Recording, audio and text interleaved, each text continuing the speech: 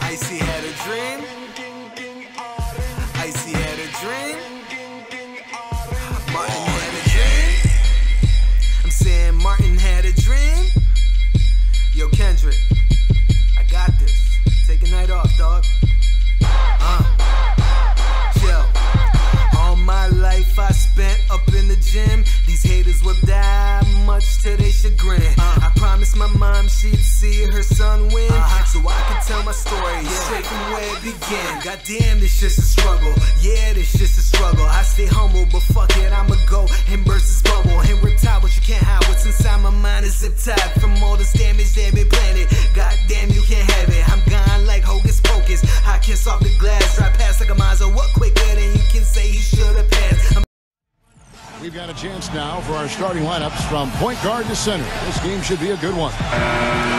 First for the Nets, Deron Williams and Joe Johnson at the 1 and 2. And inside out of Stanford University, a skilled post scorer with tremendous size, the 7-footer Brook Lopez.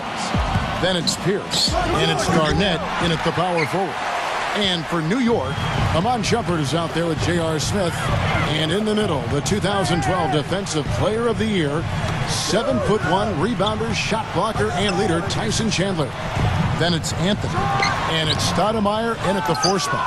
Well, I know you've heard the phrase run and gun. Well, the Knicks last season were walk and gun. They set a record in three-pointers made, 5th in three-point percentage as well, but they were dead last in fast break points. Well, he tried to step in and cut him off, but just not quick enough. And we have the benefit of replay, but I think they got that one right, which is the case most times, even though fans don't think so. And that passing lane wasn't open for long. He closed it down in a heartbeat to get that steal. And count the basket. He was fouled, and he's going to the line for one more. So Anthony will go to the free throw line. Joe Johnson picks one up. And back to the Knicks, Coach Woodson gives them off-season conditioning programs. Training camp is mostly running. But, Steve, a slow pace of play once the game gets started. Well, and in all seriousness, of course, there's running and movement, even in a half-court offense. But some teams need to push the break to create offense. But the Knicks, they're pretty good in terms of scoring in the half-court. They can stretch you out. They can rely on Carmelo's one-on-one game, and they can pick you apart. Here's Shumpert. Rebound, Brooklyn.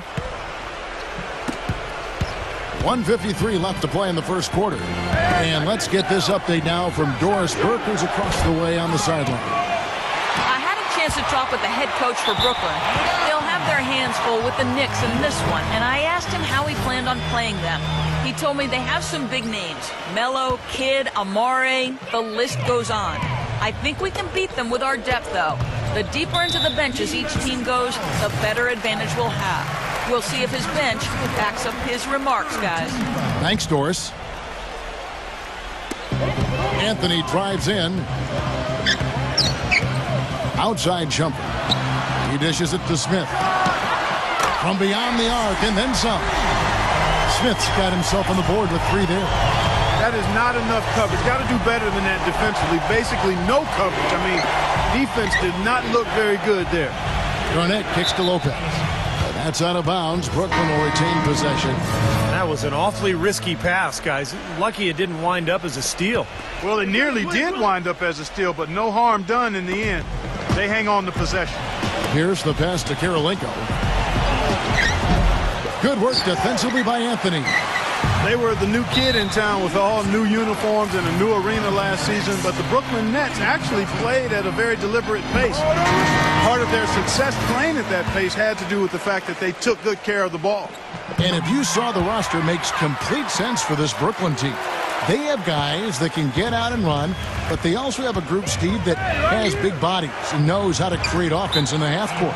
Well, when you see that kind of balance offensively, great point guard play, a center who can score, then you get the help that they were able to put together in the offseason with Garnett, Pierce, Karolinko, Jason Terry. I mean, this is a team that really has a lot of pieces. And Brooklyn making a change here. Evans is checked in. Smith dishes to Bargnani. Back to Smith. New York moving the ball around. Felton kicks to World Peace. Outside, Felton. Shot clock at 6. For 3, Smith. That one goes. Count it. Smith's got 6. Offensively, he can be the engine that drives them at any given time. Stolen by World Peace. Back to Smith. And it's blocked by Terry. In transition, here come the Nets. And there's the call on Felton. That is his first foul of the game. Terry, the pass to Evans. And out of bounds as the Knicks gain possession. Still Knicks ball. Here's Felton. Kicks it to Udrich. Outside, World Peace. Makes the lead pass. That's good from Udrich on the assist by World Peace. Udrich has got his first 2 points. And after just 1 quarter of play,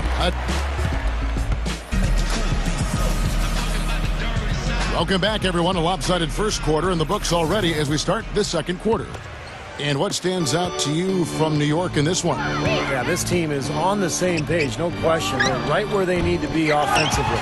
And they're hitting their scores with on-time and on-target passes, too. That's fun to watch. He was the first one to react to that miss. Excellent anticipation on his part. A hustle play on the putback by him. And up and down season for the Nets last year, and the playoffs were just more of the same. They ended up getting knocked out by the Bulls in the only first-round matchup that went to 7 games. Gotta love the use of the bounce pass there. Perfect feed. Feeds to Bargnani. Outside, Felton. World Peace. J.R. Smith on the wing. And lots of contact there. Missing the shot. He'll shoot 2. Well, back to the Nets in the playoffs. They lost a game at Barclays early and looked to be on the ropes down 3-1 after 4 games, but they did well just to steal one in Chicago and force a Game 7. What a strange series that was. The Bulls made that miracle comeback behind Nate Robinson in 1 game and then ended up going on the road to Brooklyn and winning Game 7. What a disappointment for the Nets in their debut season in Brooklyn. And let's now go to the sideline. We'll catch up here with Doris Burke. Doris? Well, guys, for Jason Kidd, who has taken over as head coach of the Nets with no coaching experience, certainly there's some apprehension about how he'll do. But one thing we are certain of, he knows how to lead. On Team USA, the coaching staff raved about Kidd's leadership in winning the gold in 2008. And former Knicks teammate Raymond Felton summed it up this way, saying, quote, "He's a great role model, a father figure, understands the game, understands life. I think he'll be a great coach. The guys will listen to him." Kevin? I like his chances. Thanks.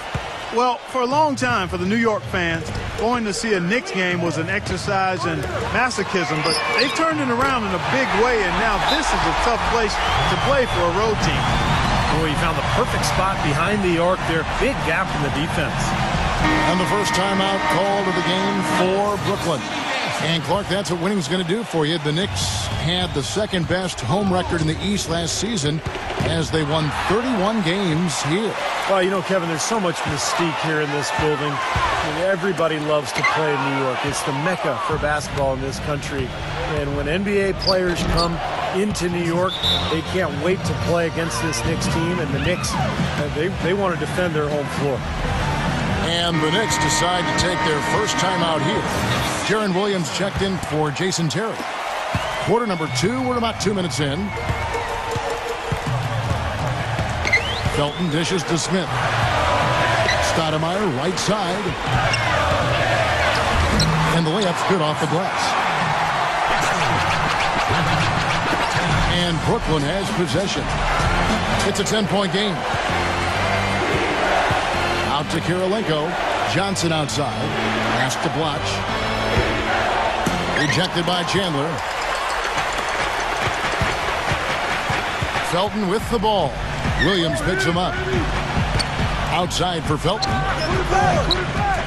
And that one goes long. Boy, we don't see that too often. No defender on him, and he just planks the open jumper. The shot by Williams, no good. 2 seconds separating the shot clock and game clock. Here's Stoudemire. A good finish at the rack off a slick feed. Good job of spotting his teammate near the basket and zipping the pass right in there. Williams attacking. Back to Blotch. Passes it to Williams. And out of bounds as the Knicks gain possession. Now, severe lack of awareness on his part. He had no idea he was near the out-of-bounds line. Now Udrich. Here's the pass to Felton. On the wing, Shumpert. Up in time. No good on that last second attempt there. And that concludes the first half. And now, brought to you by Sprint. Happy Tuesday to all of you. The Sprint Halftime Report, presented by Sprint. Welcome back, everyone, to the start of the second half. Big margin on our hands, but we'll see if that gap narrows down in the third and fourth quarters. It's been a clinic so far from Smith. Boy, he put on a show from the three-point line in the first half, didn't he? We'll see if the halftime break had any cooling effect on him. Yeah, we'll soon find out, because I guarantee they're going to keep feeding it to him behind the arc until he does cool off. It's 2-on-1. Oh, and they get in the way of the alley-oop. Not to be. Good play defensively. Williams with 3. Offensive rebound. Left side, Williams. Again, Williams missing. New York leading by 12. And when Melo attacks off the dribble, I think that's when he's really at his best. He's got excellent ball handling skills and footwork for a player of his size. And whether putting the ball in his hands in the pick and rolls or just isoing him in that pinch post area, he is very tough to defend when he gets ahead of steam going. Williams against Shumpert. Out to Anthony. No good with the triple. Let's check out what Doris Burke has for us. Well, gentlemen, last year was a great bounce-back season for Andre Blotch with the Brooklyn Nets. He took the number 0 for his jersey, saying he'd like the motto, from zero to hero. He wanted to go from being a guy who everyone had given up on, who'd been amnestied by the Wizards, to a valued player. Mission accomplished, Kevin. He's really done a great job. Thanks. Nets trailed by 14. And for Carmelo, attacking the rim makes a lot of sense. His three-point shot has been streaky over the years. But he looks like he's at least trying, Steve, to diversify his offense. So I think he needs to attack more often. He can settle for threes. Sometimes he has a tendency to do that. But he's so strong and so quick that I think he's best suited when he really attacks the hole and gets to the foul line. Here's Williams after Amari Stoudemire's bucket. On the wing, Williams. Looking for his first basket still in this one. The Knicks leading by 16. Shumpert with it. Williams picks him up. Deflects the pass. Stoudemire kicks to Anthony. Backing down. And the foul on Paul Pierce. That'll be his second foul of the game. A different look for New York. Bargnani has checked in for Stoudemire. That's Felton in for J.R. Smith. Down low. And it's Anthony with the jam. This has been a one-sided game in just about every area. The lead continues to grow. Absolutely. Their offense and their D have been equal parts outstanding. And Williams, here we go. And some very quick points for him on that possession. He's definitely got that shot in his arsenal. New York's gone 3 of 5 from beyond the arc so far tonight. On the wing, Shumpert. And that comes off the assist by Raymond Felton. And the Knicks lead by 18. You know, they've been so effective when they've been able to get the ball inside. Some real shortcomings from this defense. I mean, they've given up 5 straight looks in the paint. And it's going to be out of bounds. The Nets will retain possession.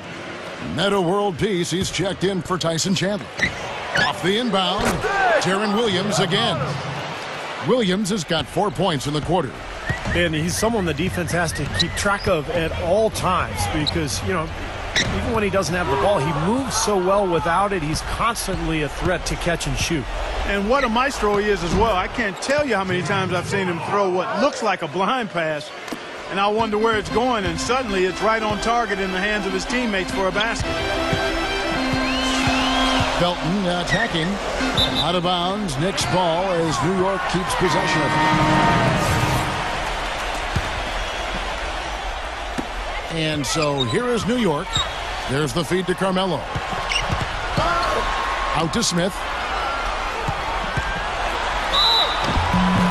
it's going to be 2 free throws. Drew contact on the shot. Well, you allow them to get right to the rim like that. That's your only option. Yeah, I think you got to foul them, and free throws are better than a layup. Good on the second free throw. Clock keeps going. 3 minutes into the second half now. Williams for 3. And the release was before the buzzer, but it's off target. And we welcome you back as we get going here in the fourth quarter. The final quarter of play can change everything. And let's get your take, guys, on the hustle stats for the Knicks. Their high-energy defensive effort has paid off for them, guys, with more than a few steals over the course of the ballgame. And the other thing they're doing, Clark, is scoring a lot of points off turnovers, forcing mistakes and cashing in. Smith missing again. Nets trail by 15. And it's Terry off the drive. So the whistle blows on the shot and 2 free throws for the contact right there. You know, at one point, Jason Terry, the Jet, relied so much on his speed for his scoring. But now he mostly scores from the mid-range game and the three-point line. And back to the outside shooting of Jason Terry, one of the great mid-range pull-up jump shots you're going to see in this league. And he can drain it from long range, too. Uncanny accuracy off the dribble, especially loves to go right into his pull-ups. And, you know, he's a great bailout guy, too. He can hit big shots late in the clock. Out to Shumpert. Outside Anthony. And the basket good.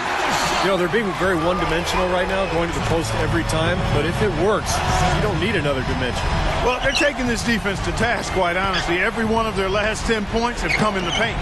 That drops. And that's now 6 points for Deron Williams.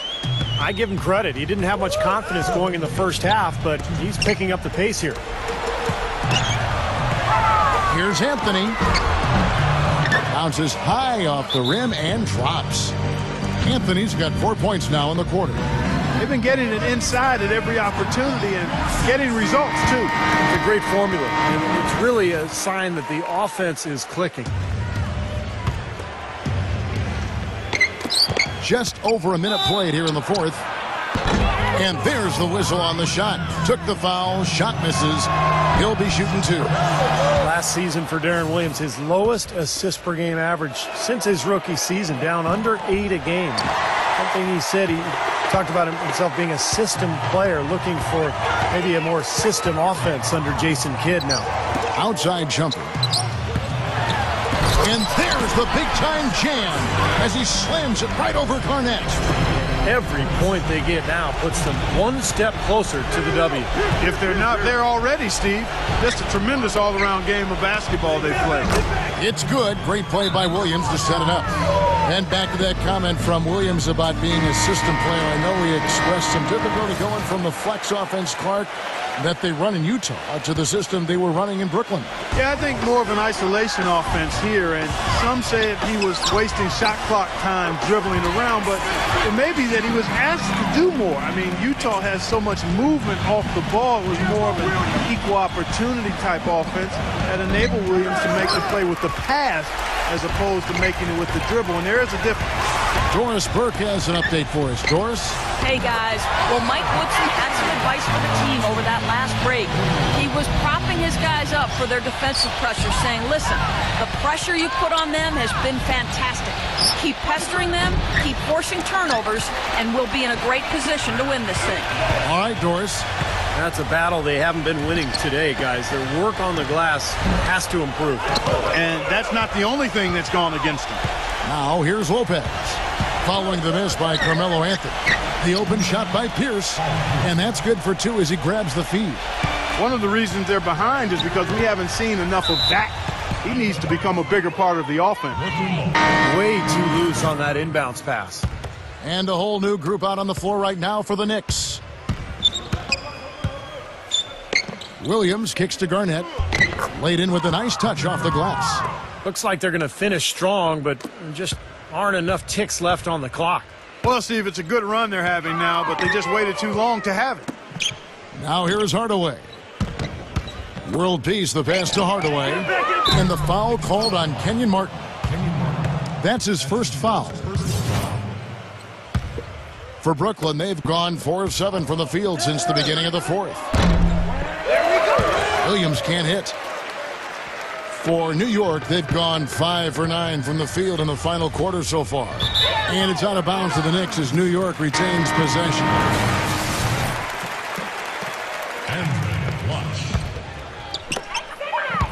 Who's got the ball? Hardaway dishes to Bargnani. Uses the glass to finish the layup. They got to feel pretty good about this win tonight, guys, defending their home floor. Yeah, and just riding it out here now. I mean, they gave the fans what they wanted. So no problem for New York as they get the win.